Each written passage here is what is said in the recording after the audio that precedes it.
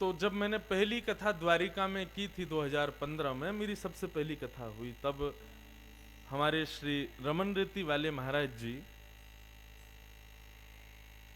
वे जब आशीष देने के लिए आए तो आशीष देकर के उन्होंने मुझको एक वस्तु प्रदान की आशीर्वाद के रूप में। मैंने कहा महाराज जी क्या क्या भेंट दे रहे हैं? हमने कहा महाराज जी आपसे भेंट तो लेंगे नहीं। बोले भेंट नहीं दे रहा हूं, जीवन पर्यंत इस व्यासपीठ पर बैठे रहोगे। व्यास को सबसे ज्यादा आवश्यकता श्रोताओं की होती है, तो एक श्रोता दे के जा रहा हूं। जब मैंने वो भेंट खोली तो उसमें श्री हनुमान जी महाराज थे।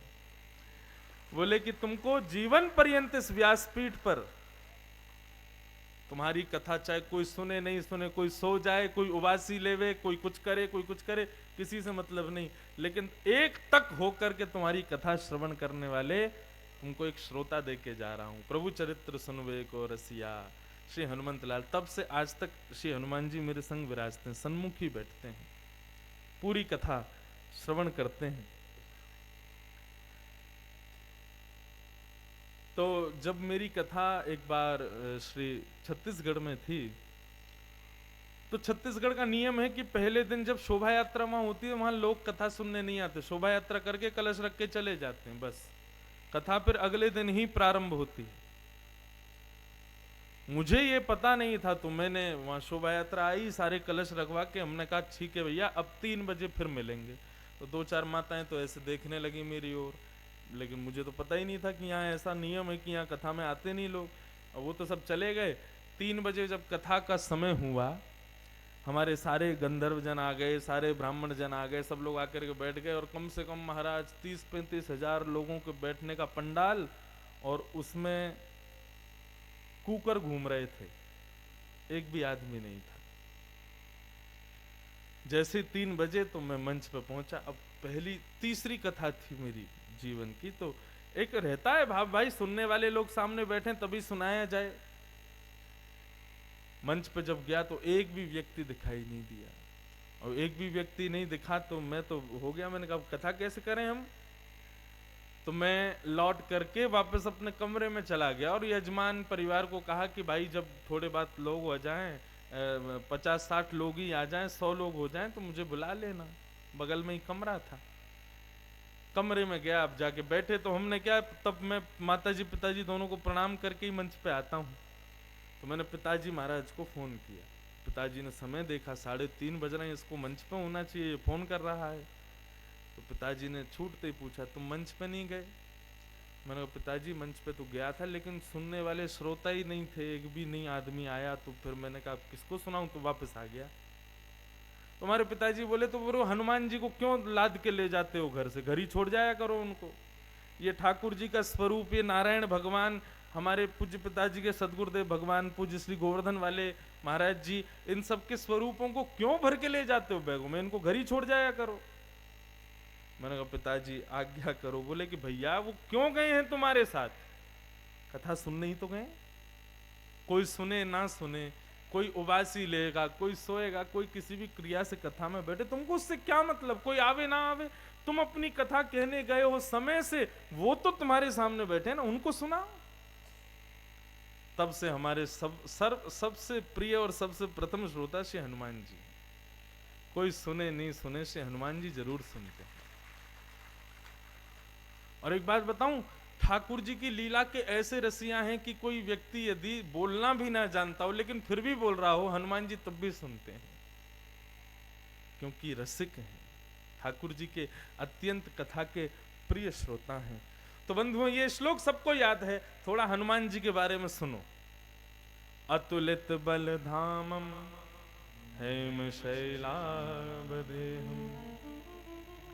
सबसे पहली बात, ऐसा नहीं है कि दास भक्ति करने वाले के पास में बहुत बल होना चाहिए। यहां पर दास भक्ति के नहीं, हम केवल श्री हनुमान जी का परिचय दे रहे हैं। हनुमान जी कैसे हैं? अतुलित बल धामम, अतुलित बलवान हैं श्री हनुमान जी महाराज। बल की कहां तक पराकाष्ठाएं बताएं? बस इतना सुन लो कि जब श्री रघुनाथ जी रावण का वध करके पुष्पक विमान में बैठ करके श्री किशोरी जी को संग लिए जब वापस लौट करके श्री अवध पधार रहे थे, तो जैसे जगह जगह पर कहीं पर्वत दिखते, कहीं शिलाखंड दिखती, कहीं वन दिखता, तो श्री राम जी सिया जी को बताते, बोले देखो यहाँ पर हम सुग्रीव से मिले थे, यहाँ पर बाली सुग्रीव का युद्ध हुआ था, यहाँ पर पंपा सरोवर है, इसमें ऐसे ऐसे लीला हुई थी, यहाँ पे ये हुआ था, यहाँ पे ये हुआ था। सब बातें श्री किशोरी जी को बताते हुए ठाकुर जी चल रहे थे विमान में। हनुमान जी नीचे ही बैठे थे, हाथ जोड़ करके खूब आनंद हो रहे थे। तभी हनुमान जी की एक पर्वत पर दृष्टि गई और उस पर्वत को देखते ही श्री हनुमंत लाल के नेत्र सजल हो गए। रघुनाथ जी ने जब देखा तो श्री हनुमान जी से बोले, क्यों रुदन कर रहे हो, क्यों भावुक हो गए आप? बोले भगवान क्षमा कीजिएगा, पर बहुत दिन हो गए हैं, दास की जन्मस्थली है नीचे, श्री अंजनी मैया विराजी होंगी, मेरा मन हो रहा है कि आप श्री अवध को प्रस्थान करें, तो आपकी आज्ञा हो, मैया की आज्ञा हो तो मैं अपनी मैया को प्रणाम कर लूं। बहुत दिन हो गए, दर्शन नहीं हुआ मैया का, उनको प्रणाम करके फिर मैं अवध आ जाऊंगा। रघुनाथ जी बोले, अकेले करोगे दर्शन, हमको भी कराओ दर्शन, हमको भी ले चलो। अब तो हनुमान जी नृत्य करने लगे, पुष्पक विमान को आज्ञा की, बोले यहीं उतर जाओ। पुष्पक विमान जाकर के विराजमान हुए, तभी देखा एक सुंदर सुगम गुफा है, उसमें अंजनी मैया महादेव की उपासना कर रही हैं। तभी बाहर जब देखती हैं तो सुंदर स्वर्ण जटित पुष्पक विमान में श्री रघुनाथ जी, श्री किशोरी जी और लखन भैया और साथ में श्री हनुमंत लाल। दर्शन करते ही श्री महादेव को प्रणाम किया, आज हमारी तपस्या का फल प्राप्त हुआ है। ऐसे युगल सरकार का दर्शन और ऐसे पुत्र की वजह से हुआ है। सबने प्रणाम किया मैया को, हनुमान जी को हृदय से लगाया अंजनी मैया ने, प्रसादी आदि पवाई मैया ने, जो जो वहां पर उपलब्ध था, तो बैठ गए। बैठ करके फिर ऐसी सामान्य चर्चा चलने लगी, तो हनुमान जी महाराज तो बड़े आनंद में भर करके वो मैया को बता रहे थे, मैया वहां पे ऐसा हुआ, इंद्रजीत के साथ में ऐसे युद्ध हुआ, लखन भैया को शक्ति लग गई थी, मैं गया जाके पर्वत ऐसे लेकर के आया, आकर के वहां विराजमान किया, और ऐसा हुआ वैसा हुआ, ये सब बातें हनुमान जी बता रहे थे।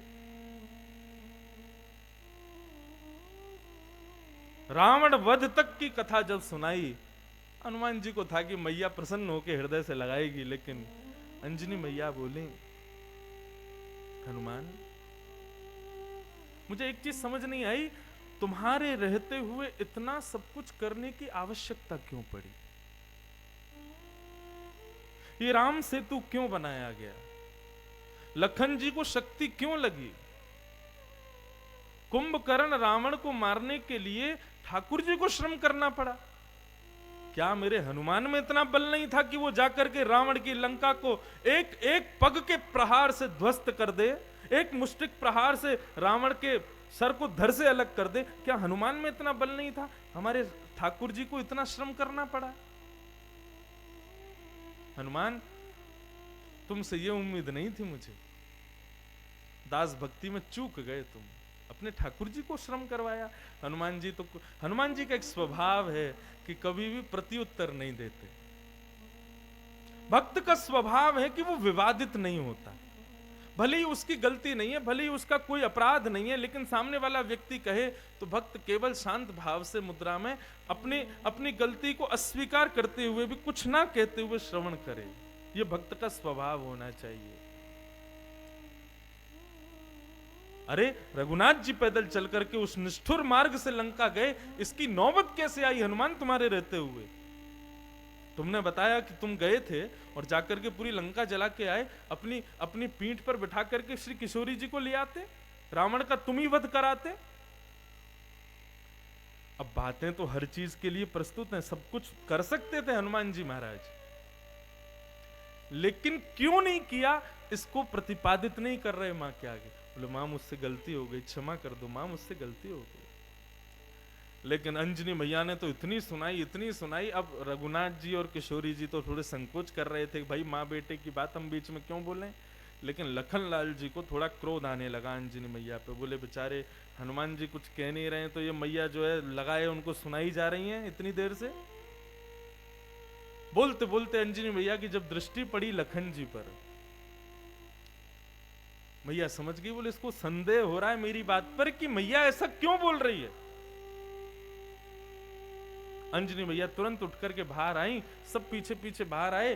तो अंजनी मैया ने एक पर्वत के ऊपर जाकर के